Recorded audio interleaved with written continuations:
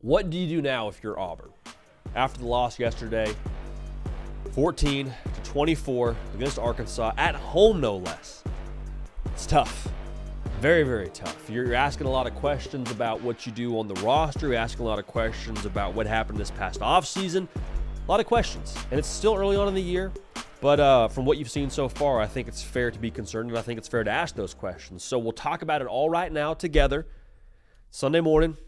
I mean, it's Tell the Truth Sunday now on this show. We do our best to be as transparent as possible about how we feel about these things. If you're an Auburn fan, a lot to talk about with your football team going forward, so make sure you are subscribed to the On3 YouTube channel. Had a lot of y'all Auburn fans join us already, so thank you for that. We'll unpack it together. Follow me on the socials, at JD Piquel on Instagram and on Twitter. We appreciate you so much for that. So yesterday, watched the Auburn game, go to my phone. I'm scrolling through Twitter, kind of looking at the timeline, and I see a retweet from Old Takes Exposed of mine, and you're like, oh, that's one, it was a matter of time. You shoot enough shots, that happens. Two, you're like, what was this about? What did I say that I'm getting exposed for here? And so you go back and look at it, and the take that I had was around Auburn's offense. And what I said was, when people try and tell you that Auburn's offense will be subpar in 2024, do not believe them. And I listed out the reasons why. So you watch that, you're like, oh, yeah, hey, Chargers the game. That's tough. And obviously, we have been incorrect on that take to this point in the year. But you go back and you listen to the reasons that I mentioned, if you're me in this moment, and I'm like, you know what? Actually, knowing what I knew then and to where we are right now, like, I don't know how you're supposed to piece together that Auburn would be as bad offensively as they are. The point I'm trying to make here, on paper, it should be a lot better. On paper, your starting quarterback, Peyton Thorne, going into the year, got spring practice. Okay, awesome. That should be improvement. On paper, you should have better alignment when it comes to the offensive structure, because you heard a lot around, hey, there's not alignment offensively with what they want to do between Philip Montgomery and Hugh Freeze. Now they have direction. Everyone feels good about it. Great, let's go. Okay, cool. You have better weapons. Rivaldo Fairweather is an NFL tight end. If he is your leading receiver on the year for Auburn, you probably have issues.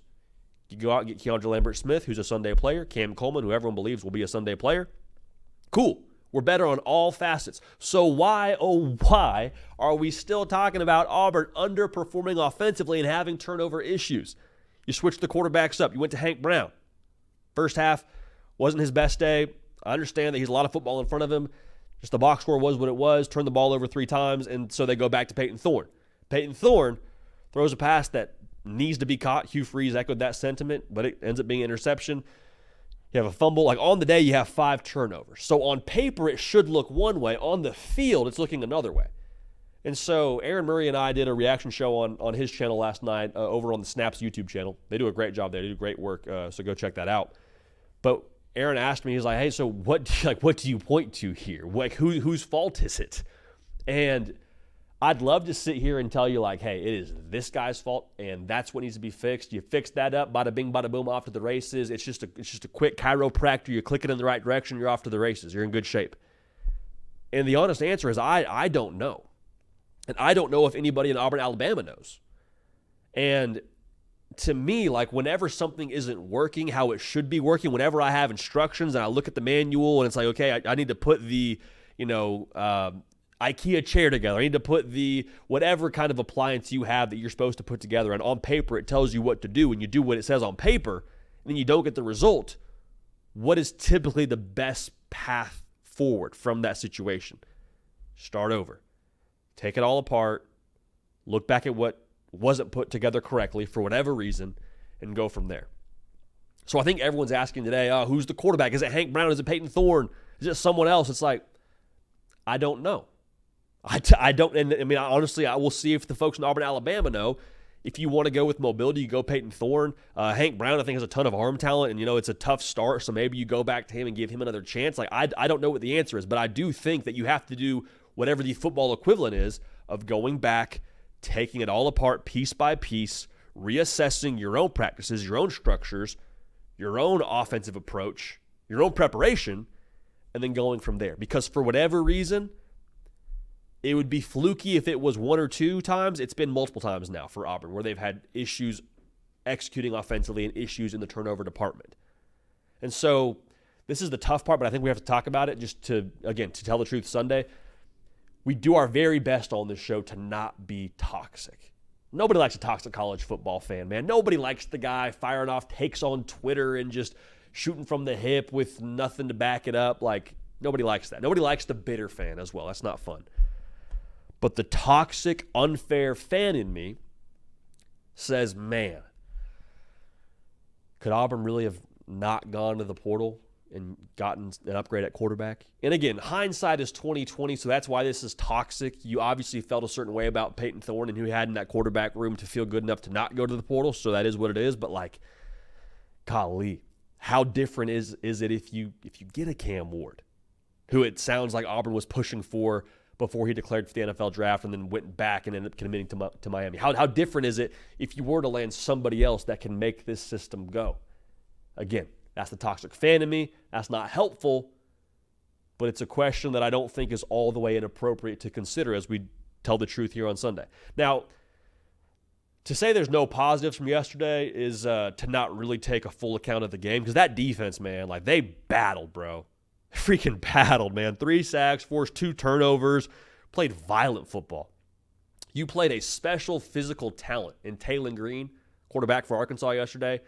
And, I mean, he got his to some degree. He had the crazy Johnny Manziel play where he reverses field and throws it deep, and your guy just is not able to locate the football, and Arkansas makes a play for a touchdown. But, like, man, you saw time and time again Auburn just deliver chin music and violent hit after violent hit on Taylon Green to make his life tough, man.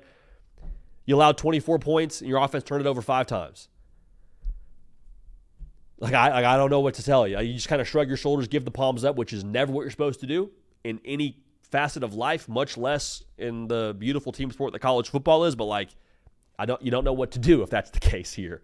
The defense, I think, battle. And it's tough to say, offense, you got to do better. Defense, great job, because it's a team sport. Like, again, the defense is not going to say, okay, hey, good game for us. Offense, figure it out, as much as maybe you would like to internally. But I don't think that's going to be their response there if I know anything about that culture at Auburn.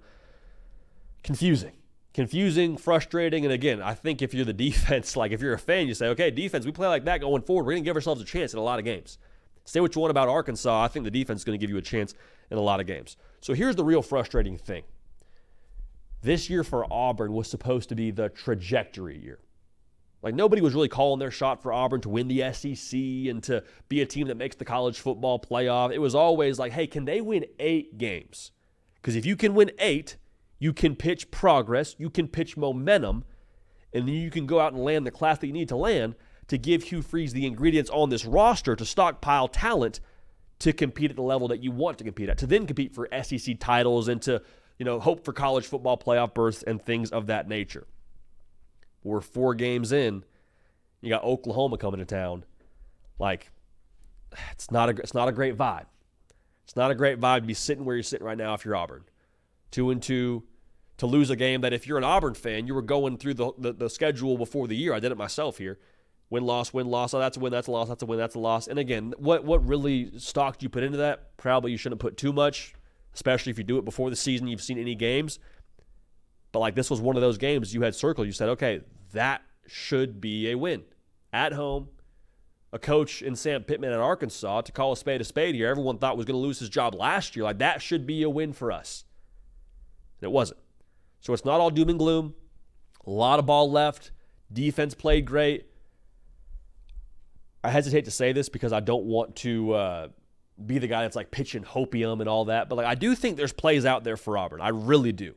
Keandre Lambert-Smith went for, over 150 yards and 2 touchdowns. There's playmakers and guys that if they execute, they can put it together. That's the frustrating thing as well, is all the talent, all the pieces on paper. But at the end of the day, it's gut check time for Auburn. Without a doubt, it is gut check time for Auburn as they welcome Oklahoma next week, who is also kind of limping into that game. And it's going to be a good one. So I can't wait to see how they respond. I have a hard time believing that Hugh Freeze won't eventually find a way to generate points offensively and find a way to keep this Auburn team in games, but got to take it apart. I believe start from square one and go forward from there. So what do they do now? Kind of got to start over, put the pieces back together, and find a way to help that defense out. But regardless, let me know your thoughts. Instagram, Twitter, @JDPickell. Follow me there. Subscribe to the channel. And we will give you a prediction here for Auburn's game against Oklahoma here this week on our Tuesday live show. Appreciate y'all being locked in. We love y'all. We're going to keep this party rolling, and we will see y'all next time.